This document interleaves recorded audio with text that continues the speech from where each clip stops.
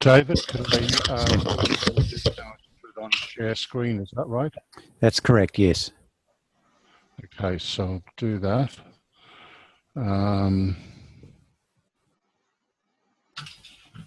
Good point. Now, which one's it going to be?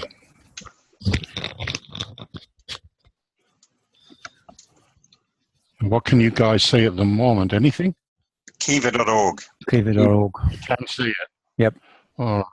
I don't know how this is going to work. Here we are.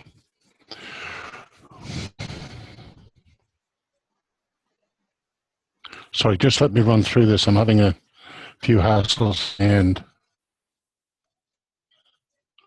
I'll try again. Right, can you see Kiva or not? I'm going to try this.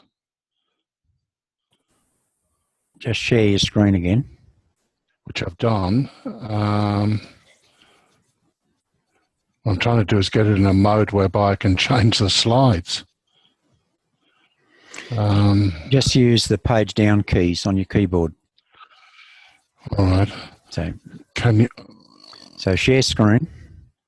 Yep. Yep. Okay, it's coming up now. All right. Well, I might just. Yep. There it is. You can put it in slideshow and then just use the page down keys. Okay.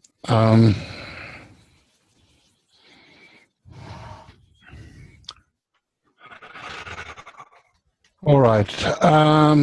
The proper name of Kiva is Kiva Microfunds, but it's better known as Kiva.org. It's a non-profit organisation, and it was founded in 2005 by Jessica Jackley and Matt Flannery. Both apparently are still on the board of the organisation, but there is a chairman that's been brought in from another organisation. From what I can remember of my reading, Jackley, the idea behind Kiva was Jessica's, and she had a look at, or she used the Save the Children Fund model. She figured that that could be applied to the founding or the financing of small businesses. Jessica's got a very strong interest in championing women's causes, and that's sort of reflected in the way that the Kiva loans are actually made. About 80% of the borrowers are female. She's also found, Jessica's also founded another organisation called ProFounder, which provides support for small businesses in the United States, particularly in areas that are depressed economically. She's got a close connection with Stanford University. She is a graduate from there. I think she did her MBA there, and since then she's worked there as an academic. She's worked in several countries, in Kenya, Tanzania, and Uganda. And she's got quite a background in working for social causes. Matt Flannery, basically is now running the day-to-day operations, or so it would seem. He has an IT background, and he's also got a master's degree in philosophy from Stanford University. The reason for being for Kiva is to allow people to lend money via the internet to low-income entrepreneurs and to students. And their stated mission is to connect people through loans to alleviate poverty. As of March 2006, Kiva had funded in excess of 1.9 million loans, totaling $827 million US. The average loan from Kiva.org is around about $400. There's 1.4 million users that use or that lend through Kiva, and on average a user will make something like 10 loans. The organisation operates in over 80 countries, but generally focused in South America, Africa, the Middle East, and I think they've got one or two in Southeast Asia. There's some exceptions, but mainly there's limited involvement in Muslim countries, particularly where Sharia law exists, because Sharia law does not permit interest to be charged on loans. Now, having said that, there are organizations in Lebanon, in Iraq, and a number of Muslim countries, but I'm not sure of the mechanism they use to get around this issue of the charging of interest. The organisation itself employs 100 people. As of March, actually, it was 109. They have an operating budget of 12.5 million per annum, which is met from grants, from donations, and donations in kind from institutions. In fact, I believe in 2015, they got support to the tune of $15 million. So the loans that the lenders, none of the money that's provided by lenders or users, it's actually used in the running of the organisation, and the organisation is based in San Francisco. Now, it has two basic models. The one that I think Ross is involved with through Hewlett-Packard, which is Kiva.org, which uses a network of field partners to source borrowers and to administer the loans. Now, these field partners include microfinance organizations, social businesses, schools, and not-for-profit organizations. The other model, which I'll be describing these both in a moment in terms of described as process, but the other model is through KivaZip.org, which facilitates loans, interest-free loans, directly to the entrepreneurs via mobile payments and PayPal. Now, the second model, there is a direct communication between the lender and or the Kiva user, if you like, and the borrower. And in fact, that direct contact is encouraged by Kiva, whereas under the Kiva.org model, that doesn't happen. Now, Kiva doesn't charge interest on the loans, and lenders, that is the user, don't get interest on the money that they lend. But the field partners do charge interest, and at relatively high rates. Well, in fact, very high rates. The average rate is around about 36%, but the range of interest charges between 13 to 80% per annum. There was one micro lender lending at 88%, but I noticed that field operation is closed. But it must be borne in mind that interest rates in developing countries are relatively high. And I've just noticed I've made a typo there. And this is because the cost of sourcing and administering large numbers of microloans, as I said, $400, would be the cost would be quite high. And those loans have an average maturity of 2 years. The other thing is that the field partners very often cover the loans in default. In other words, they pay them out of their own funds in order to, well, I suppose it's for PR reasons. People were going to be, the lenders will be concerned if the loans weren't being repaid, because there is a fair amount of churning going on. The lenders don't tend to draw their money out. They tend to reinvest them, as I said, they go for the average lender is making about 10 loans, but probably not all together. The timeline looks like this. The field partners recruit borrowers and post their details on the Kiva website. Lenders choose, and I've got that in quotes for reasons that will become evident in a minute, the entrepreneurs they wish to fund. The funds that the lenders give are transferred to Kiva via PayPal or by credit card, and PayPal also accepts credit card payments, and they don't charge for that service. They don't charge commissions. The funds are aggregated by Kiva, and the funds are then transferred to the field partners.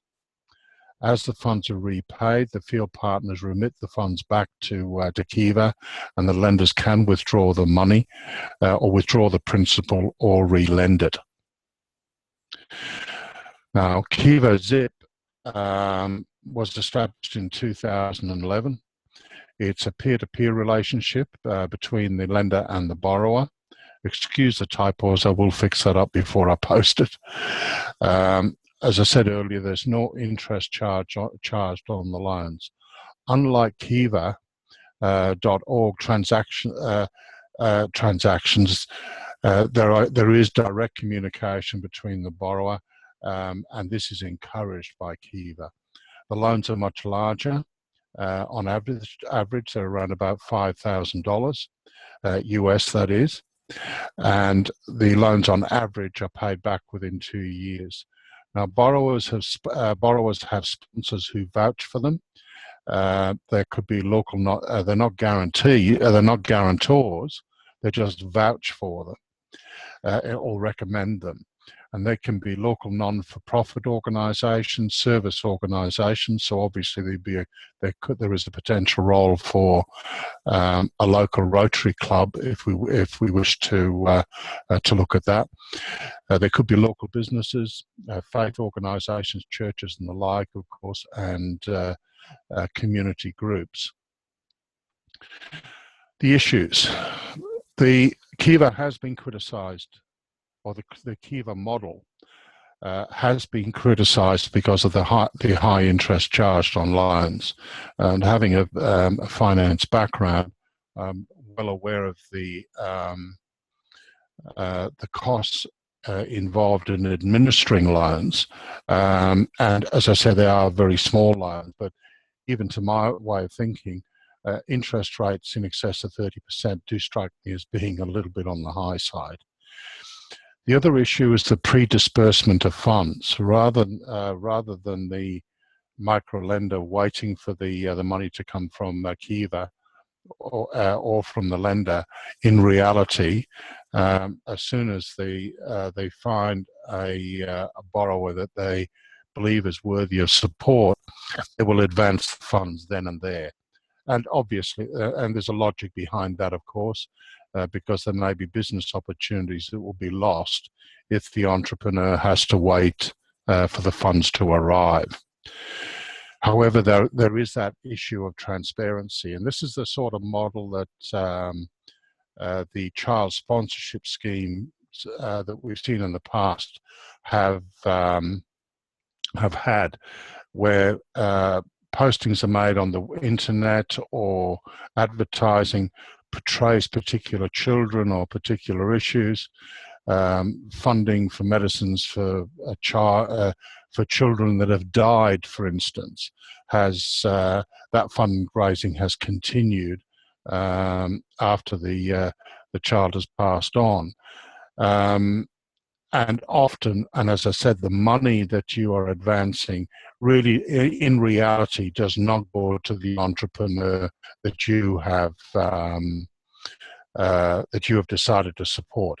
What, in fact, all that's happening is that the field operation is getting reimbursed for the money that they've already lent. So the system isn't truly transparent. There has also been an issue of field partner fraud, and in the last 11 years, 6 of the field service organisations, there have been instances where the money's been redirected or has been, in other words, Kiva has been a victim of fraud. One of them was one of their earlier supporters who basically built himself a mansion and and all the rest of it. He actually spent the money. And there have been 6 instances of that, and the money hasn't been recovered. I think there was, out of the 6 that I came across, I think there was one where they'd actually managed to get the money back. Examples were a women's economic empowerment consort, supporting enterprises for economic development, women's I can't even read initiatives to eradicate poverty, rural agency for development, Afrique emergence and invest. It's in French, so I'm not familiar with that language. Nor maybe I should have referred it to you to get a translation. The last one was the only one where the money seems to have been recovered.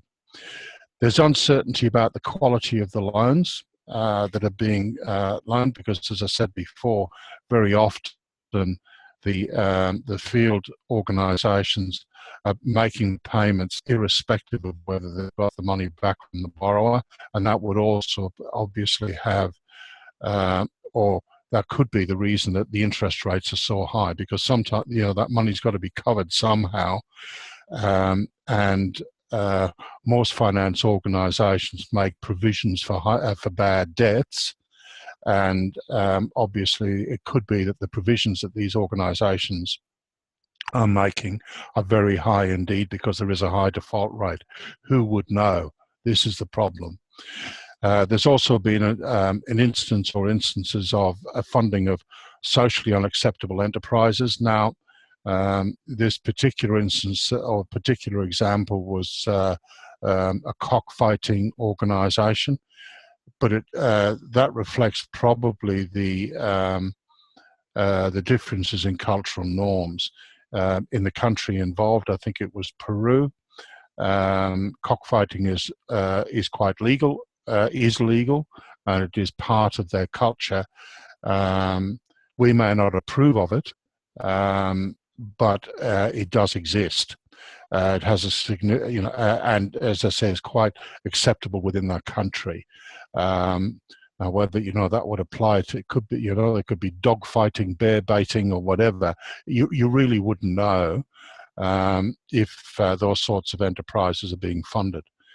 And I'm not quite sure about this one. It raised its head in the wiki, which was a partnership with Strathmore University in Kenya, which is a commercial operation of Opus Dei, and they were getting student loans from Kiva for that. Now, Kiva is quite a controversial organisation for whatever reason, and of course it's very closely related with the Catholic Church.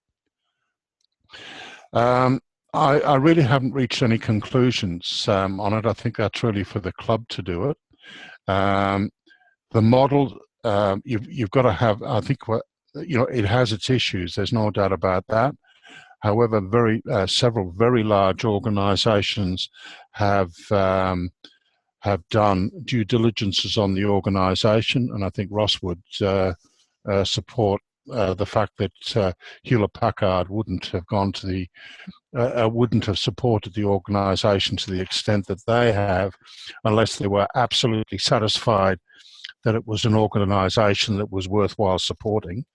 But there's been several examples of other organisations that do support it: Chevron, Visa, the Skoll Foundation, American Express, and I think, and I've already mentioned PayPal.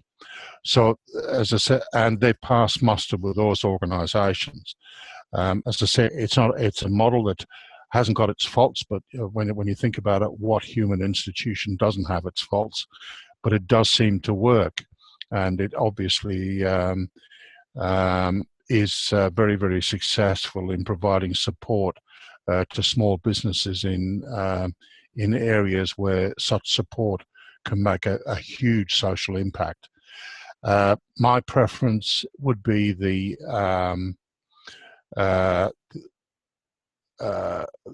Kiva Zip organisation, because that way you have a direct contact. At least Kiva doesn't pull the trick of sending you letters and postcards from children who may not exist, or children you haven't actually supported. I don't think that. So I think it's a better model than some of those child sponsorships schemes that are around. But as I say, it does have its issues. I prefer Kiva.zip, but of course the amount of funding that's involved is a great deal larger. With that, I'll pass it back. I'll fix up the typos, and I'll pass them on. I'll put it up on Dropbox or give it to David, so it can be posted on the website. Okay, well, thanks, Geoff. I'm glad you had the time to do some research and come up with some of the interesting facts and history and all the other things. I was got past a page earlier in the week where they were talking about the issues they had when they started up, and some of the issues you've brought up as well. So well done. Okay, does anyone else have any comments or questions they want to raise with Geoff? I'd actually like to say that, Geoff, you did a good job on that, and that gives us a bit more confidence in supporting the organisation. Yeah, one of the things I was trying to do, and unfortunately I didn't get the time, and I'm not really quite sure how to go about it, and perhaps our past district governor, Rob, can help us here. The only Rotary club that I've been able to for Indonesia, for instance, has been the one in Jakarta, and I'm not sure whether that is just for expats or whether it's for locals. I'm not sure, and whether any local organisations in West Timor or East Indonesia that could provide support if we wanted to,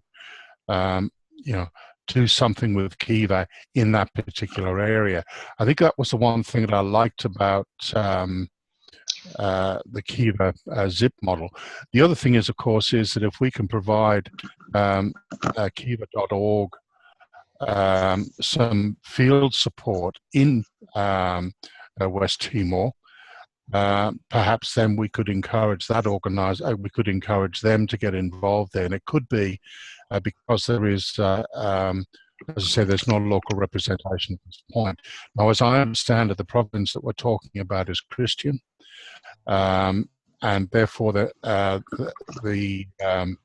may be no issues with regards to lending money and charging interest for it, if indeed that was necessary. But as I say, there is going to be a cost involved in sourcing entrepreneurs to fund, and that needs to be covered. Now, if we have a volunteer organisation like Rotary doing it, then obviously there wouldn't be a charge for it, and it may even reduce the possibility of fraud. And Indonesia definitely figures very, very highly in terms of corruption when you look at the statistics from Transparency International. It's one of the most corrupt countries in the world.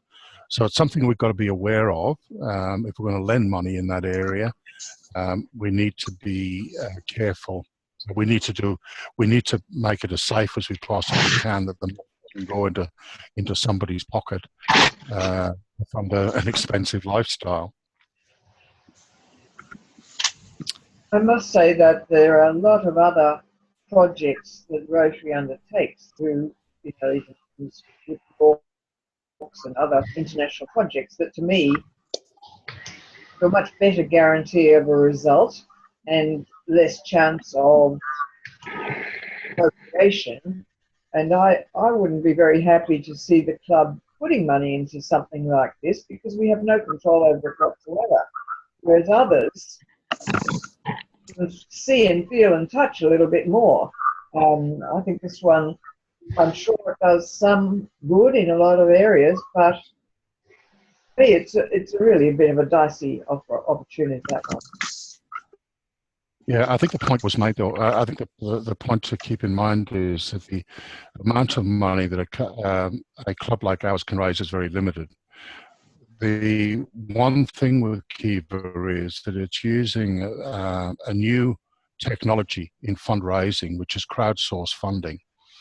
And it may well be that perhaps that what our role would be, or what our role could be, is to use that technology. In other words, facilitate the process rather than doing the fundraising.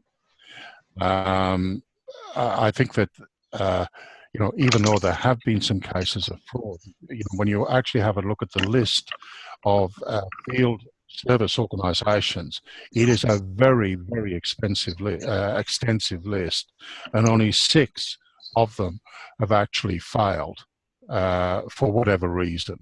And 6 of them, or a number of them have failed or have closed, but only 6 has there been cases where fraud has been involved.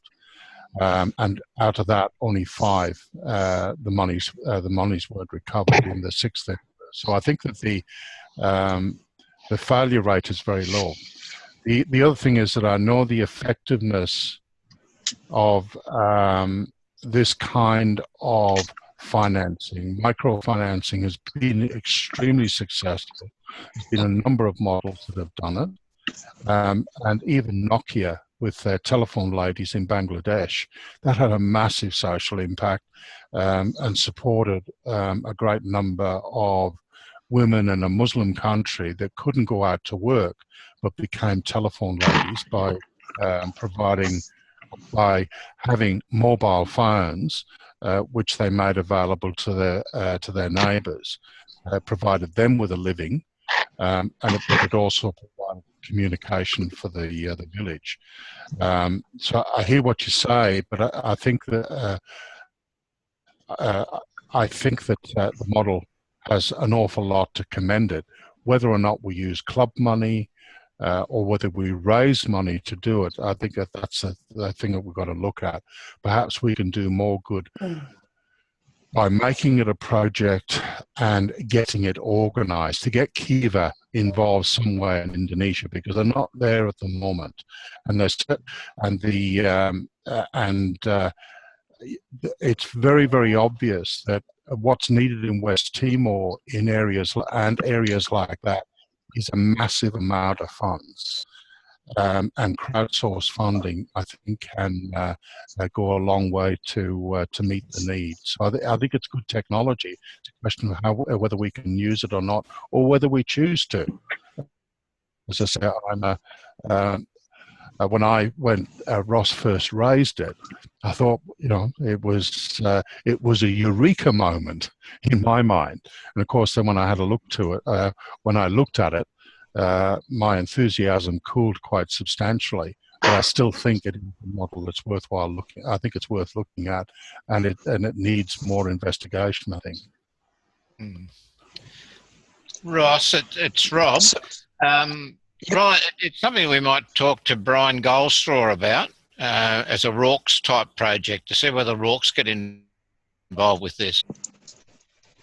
So you've jumped the gun, because I've got a proposal which Brian asked me to write up after my last president's meeting, and the 3 things that I proposed there were just a one-pager that Kiva, as I said, Kiva is a microfinancing website where members make contributions of $25 to various projects. My first proposal was that we could use it to raise Rotary's profile, because currently on Kiva there's 147 Rotary teams, some of which have donated over £100,000 at $25 a time. So if Rotary can contact the many teams or publish a newsletter article in Rotary National, we can bring together the Rotary family into a single team that then encourages other Rotarians to join and spend their personal money. So once again, we're fundraising not on our behalf, but on behalf of of Rotary and on behalf of Kiva to put money elsewhere in the world. The second one I had was that we could, as an e-club, promote Kiva to Rotary clubs. So we can invite all Rotary clubs to encourage their members to donate. And the third one, which was the more interesting one, and the one where I was hoping to possibly even head this weekend at the Rotary conference, is Kiva's got many field partners, but none of them at the moment are under the Rotary umbrella. And if we've got Rotary clubs all around the world, it doesn't matter whether it's Fiji, Solomons, Cambodia, or even in Alice Springs, then we could encourage Rotary clubs to become those microfinances, make donations to local community groups, make loans to local community groups, and then to manage repayments so that we have a cycle of funding going, which is then backed up by the Kiva opportunity. So we could actually loan it out at no interest, in the knowledge that if we've got money sitting in our funds, like a certain Canberra club that I believe has over $100,000 in their service fund, then instead of having the money sitting in the bank, you donate it out, recover it through Kiva, and keep it cycling around. And so they were opportunities. The fourth one, which I didn't put on there because I thought it was a step too far, was to do what the HP Foundation is doing, which is to actually give every Rotarian $25 to donate and hopefully match so that, once again, the money that's sitting in the foundation isn't doing nothing. It's actually cycling through the community while it's sitting in the bank. And if we make the same interest as the bank, the I think at the moment is less than 3%, and we can loan it out at 3% instead of 30% and actually make a difference with the money that's just basically sitting in banks or investments. So those were the four things. My conclusion was, as an e-club, we are looking for new ways to engage Rotary in the digital world, and this is one of the earlier opportunities that I've identified. As a regular Kiva user, I'd be happy to walk through the Kiva functionality. And Brian's going to take me up on that at their next 6 monthly meeting, and we'll see if we can start off with Australia or take it to the world. One of the issues, though, when you actually have a look at the coverage of Kiva, it's largely absent from Oceania or the Pacific. There's a pretty great gap there, and the poverty in places like Indonesia, is really profound.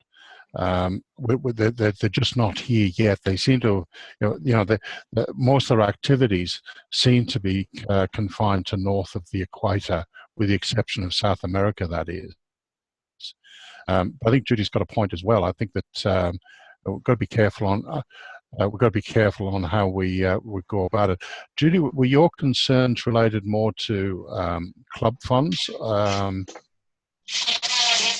Yes, because we have very little available, whether this is the best way to spend that money, because to me it's very indirect and you don't see and feel the impact of what you're doing. I appreciate that Ross says you can circulate it around, and I agree. It's quite a good model, the crowdfunding one, and it seems to work. And equally, the microloans are very visibly working, but we don't have a lot to risk, if you like. I quite like the idea of getting lots and lots of people each to do $25, and it adds up to 1,000 and cycle that round. Yes. Whether our hard-earned, $195 of funds from RDU sales should be used with, in that little area, I just don't know. I'm not sure that's ever been the suggestion, though. That'd be right, Ross. I think it's a project for which that we would have to, we would have to focus some attention and probably do some fundraising for, not so much using club funds to resolve in order to get the project going. Well, I don't think the club has enough money to do that. I quite agree with you there.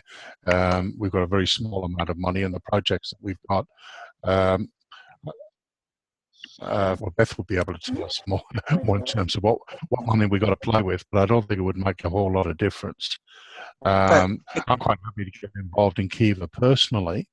As I say, $25 is not a lot of money, and it could do a great deal of good, and I would never miss it if it never came back. Sorry, just to bring up, I don't know if I'm sharing the right thing at the moment. Yes. You've got the countries. Yeah, you've got the 80 Kiva countries. So this is, there was a massive Oceania group about a month ago, but to be honest, it was the HP that cleaned it out, because all HP Australia decided to focus locally first, because we thought that the Asians would focus on Asia and the Americans would focus wherever they wanted to, most likely the first column. And as you can see, we managed to clean up pretty well all of the Oceania except for Samoa. But the key thing, getting back to Judy, wasn't that I was looking to commit Rotary funds long term, but it was a case of we've got funds sitting in our service account which we're not using at the moment. And if we gave each member $25 to donate, which then comes back into the fund when we need it, then basically all I'm saying is that our service account is actually doing some good, rather than just sitting there in a bank. I think if we're lucky to get 2% at the moment, we'd be doing well. So it's simply, since they do have a very high repayment rate, and if we spread the money across a number of different loans, then in 6 months that money would be paid back, and we have the opportunity then to spend it again on a local service project or anything else we're doing. So it's more a holding place for club funds while they're not doing anything else. That was the thinking. Yeah. If we wanted to go through Kiva.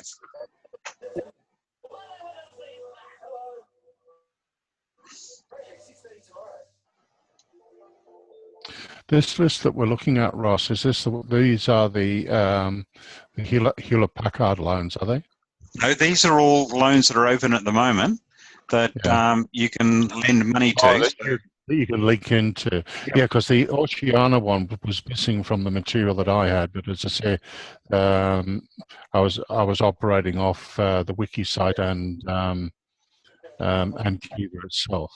The interesting thing that you may not have seen is that, at the moment, the United States actually usually has 20 or 30 people actually in the States. And that was what made me think that if we got the Western Desert group to run loans out there, then we have the opportunity to support individuals in the Western Desert, whether they're doing Aboriginal paintings or running a local mechanic shop. And so that was why the proposal to be using our money in a small way was, but not just us, to encourage all Rotary clubs to look at how much you've got in the bank and have a living bank that cycles money around. And it could be anywhere in the world.